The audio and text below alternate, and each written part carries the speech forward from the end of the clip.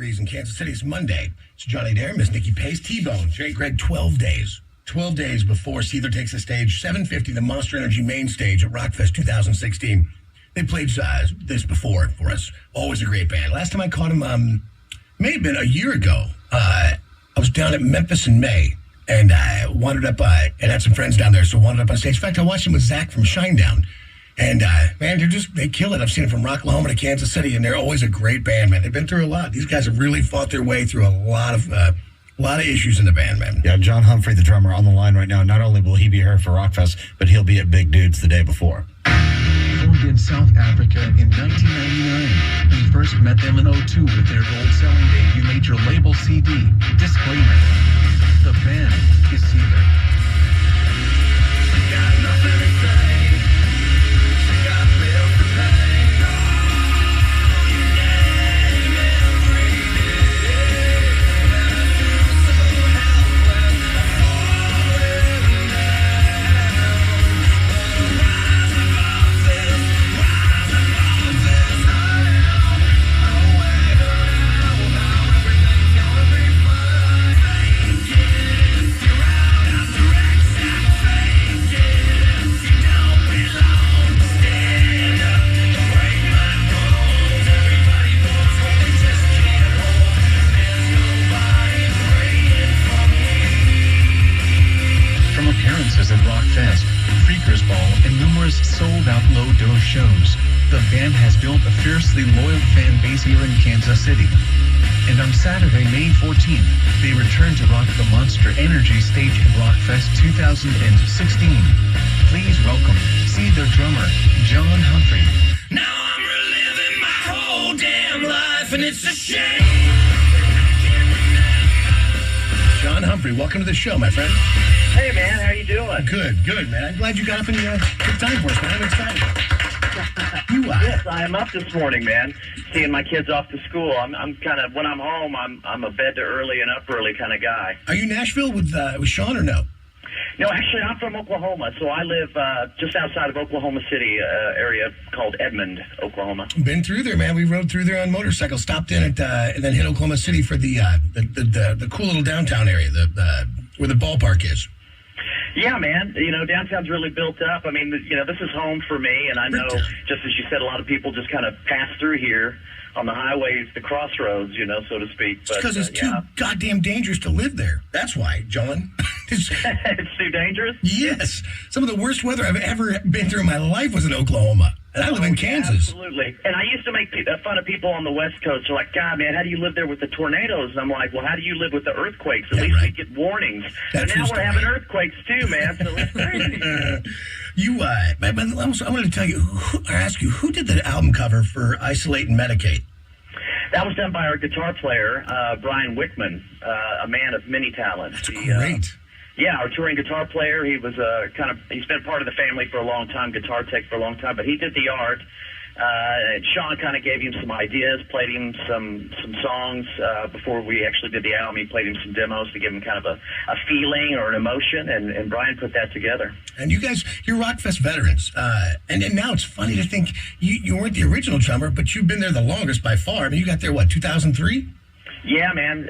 It'll be 13 years this year. God, you've seen a lot. And by the way, Sean sounds better than I've ever heard him. Thanks. I mean, you know, Sean's pretty amazing. We do a lot of shows. Anybody knows Seether, man? We are a hardworking touring band. I mean, this is really, I've been off here about 3 or 4 months. This is the longest break we've taken in 13 years. And his voice, you know, he never loses it. You know, we never cancel a show. He's just amazing muscle memory there, and his voice is always. You know what, John? I was honestly talking about his person. You know, he's happier than I've ever seen him. He's electric. He's talking about different styles of music and what he wants to do. I mean, you can hear how genuinely clear his head is. Yeah, absolutely, man. I think, you know, this is great for us to take a little break and kind of get refreshed. Yeah. And, we're really looking forward to the show because ROCKFEST will be our first show back. Great. And, yeah, man, I think we're feeling good and kind of excited to get on stage together and play music, you know, and we love doing what we do, but, you know, when you tour as much as we have for the last 13 years, you get tired, man, just like anybody else. Of course, man. you need to take a little time away. And I think that, something we did, and we're feeling recharged. Yeah, man. Look, there's got to be a time when you get to sit on the bench and get off the team for a minute, because you have to. It's just part of it all. Yeah. Yeah, man. I mean, just like anything else, you lose your sanity. You got to go home and regroup and kind of get back in touch with our personal lives a little bit and have a little balance. Well, of course, then you fired up and you go double duty. You're coming into the show, ROCKFEST, with 50,000 of your closest friends. But don't forget, Big Dudes Music City. You're also going to sit down and do a drum clinic the Friday before, and it's absolutely free. Yeah, man. I've only done like a handful of these. I'm not necessarily your run-of-the-mill drum clinician, but I enjoy it, man. And the guys at Big Dudes are just great, Larry and everyone there, and taking care of me, make me feel really comfortable. And yeah, I'm looking forward to it, man. Yeah, Sib's a good friend. They run that music store the way they used to be run. They're not going to get Guitar Centered out anytime soon. Those guys really are part of this community. And as far as musical ability and talent go, nobody's close.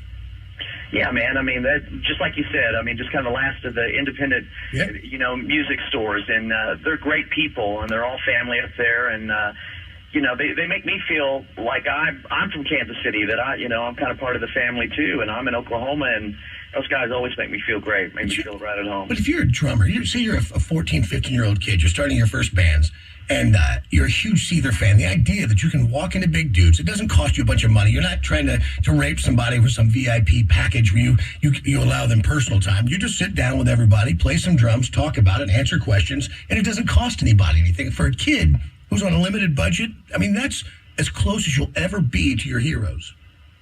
Yeah, I think it's great, man. I mean, I went to clinics when I was starting out, and I don't recall too many free ones. So I think it's great that Big Dudes is able to do that. And we're, like you said, man, just some fans want to come in. Generally, they don't even want to talk about triple ratomacues and paradiddles and all the dorky drum talk, man. They just want to know sometimes just what it's like being on the road and what it's like riding in a bus, Yeah, man. By the way, I would definitely ask you the paradiddle-diddles. That's an important thing to understand. That's right, the paradiddle-diddle. Yeah, man. Glenn Sobel, I've been online studying his stuff, man. He's an awesome drummer. Who do you love? I mean, really, like today, when you look at today's world, like the new bands, who do you listen to and you go, man, that guy's a badass? Dude, really, I mean, I know Glenn Sobel playing with Alice Cooper. Right. I mean, I guess you can't call that traditionally a new artist, but man, Glenn to me has made quite an impression. I think he's an awesome drummer, and some of these guys that they're just kind of behind the lead guy or whatever.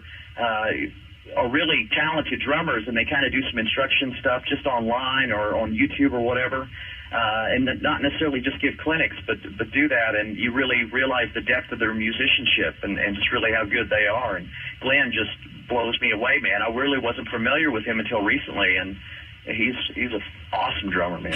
Are you like me when they're doing the Guns N' Roses reunion and they're not going to use Steven Adler? And that bothers me just because it's Steven Adler, but more importantly because Appetite for Destruction, and I'm not a drummer or even a musician, but to me, his musicality in that album, the way he played the drums, which was not in any way spot on, but it was such a part of that album, it made the album. So to do it without him seems crazy. Yeah, I totally agree, man. I mean, that album is, it's iconic. The sound of it, the feel of it. I don't think they ever really recaptured it even. No. I know, Use Your Illusion were successful albums, but man, Appetite is where it's at. And Steven was amazing. And, I'm glad they've reunited, but I really wish they would have bring Adler back into the fold for sure. Because drummers can do that. You don't just have to be the backbeat. I mean, Seether, because you guys are a small unit, everybody has to allow something to really take the front. And I think Finding Beauty in Negative Spaces was the first record I really heard that with you guys, right? It was like, God damn, sonically, like you'd really listen to that album and it just sounded incredible. Thanks, man. I think that had also a lot to do with, bringing in Brendan O'Brien. Yep. He produced the last two albums, and of course, Finding Beauty was Howard Benson. But these producers, they come in and they become like another member of the band. You really have to put your trust in them, and there has to be a mutual respect as well. But you really, these guys, they've taught us a lot over the years, and I think they kind of helped hone our craft a bit, and with our years and experience, hopefully that goes into the music as well. Well, with Brendan O'Brien, especially, you're like, what are your credentials? Oh, Back in Black. That's where we'll start? Okay, no problem. Yeah, right? Yeah. You know, I'm sorry, that was Mutt Lang. But Brandon, Brandon went on to do the an AC/DC record, didn't he? oh, yeah, absolutely, Yeah, man. He's done everybody. He's legendary. All the Stone Temple Pilot stuff, Yes. you know, Pearl Jam verses, you know, great stuff. And he's just, I mean, he's really just a down-to-earth guy, great producer, musician. He can play piano, he can play guitar, he can play drums. He talks our language. You know, you work with producers that are like, well, I don't know if that what you're doing is cool. Just do something else. Well, you have an idea. Right. Tell me what you mean, something else. You know, it's not. You know, they have no idea or how to relate that. And Brendan's a musician, and he can. Oh, yeah, because in the old days, like, and this is super industry talk, but I can't remember, that was at Tom Werman, that my friends in a band called Love Hate did Blackout in the Red Room, and they paid for this incredible producer, but only his assistant ever showed up. Oh, yeah. You've had those too, right? The producers that just kind of walk in and go, sounds good, and they're off again, you know, right. And the engineer does all the work, and the producer gets the credit. Yeah. But Brendan is hands-on, man. He's there. He works us, you know. Well, that's what's Breaks over, guys. Let's get back to work. You know, he's in there, elbow grease and all. He's got a great work ethic, and he's a very talented guy. And you guys really, boy, you've just joined the show today. You guys, so Seether, 12 days from now, go up on the main stage just before Disturbed. And we've never had you on the show, John. I caught you at Memphis in May. Was it a year ago that you guys played Memphis in May, or a year before? I believe it was the year before, Yeah, I was there. And it was the strangest thing, because Zach lives in Memphis from Shinedown. And so I'm standing there, and he comes walking behind me, which weirded me out, because I didn't realize he was off tour. But I just watched you from the back so I could see what you guys see. And what an incredible view when you watch it from the behind a musician, not the side behind, because that point of view made for I really understood, man, that's what it is. I mean, that's what these guys are playing to. That energy is ridiculous. Yeah, absolutely, and you feed off that, and those big festivals, and we've done some in Europe too, man, where it's massive, you know, to see that sort of sea of humanity, man, and they're all paying attention and listening to you, watching you, but you definitely feed off that energy. Well, that's what happens at ROCKFEST. You guys are not new to this. 50,000 it's there's as far as we can find, there's no bigger one-day festival in America. Yeah. I mean, we've done it before, but it's always exciting going in, man. Looking forward to it, ROCKFEST. Yeah, it'll be good, man. I know it's your first show back, so it'll be exciting for that, because there's a nervous energy that comes with something like that, and a new record that is always fun to watch. Yeah, that's right, and you hope you don't mess up. Right? Not too bad. Anyway. Man, it's been good to have you. Don't forget, guys, if you want to meet him, you want to go to a drug clinic? Drug clinic. That would be fantastic. Yeah, we'll do those too. Yeah. Big Dudes Music City, the Drum Clinic. John Humphrey happens the Friday before ROCKFEST. It's totally free. 6:30. All you have to do is show up at 3817 Broadway. And it's ages, any age you can go. It's a great way to get close to your heroes and ask them questions, especially if you're a big fan. Because didn't you guys all start along with playing along to the record? If you're a guitar player, if you're a drummer, you turn the record on and you started to play to it. Absolutely. Yeah, man. I mean, I was a band geek, as you recalled, you know, in high school, sure. but I definitely cranked up, you know, the music and played along. That's how I, you know, basically learned how to play rock music. And if somebody wants to know how it's done, it's great. You walk up there and ask them, how would you do this? What is this? Yeah, absolutely. If you could meet, now the last question, meet any drummer alive today, who would it be? If it one guy, we just meet him and just ask him any question. Oh, God, man. You know, Have you met them all? The ones that you wanted? I wish.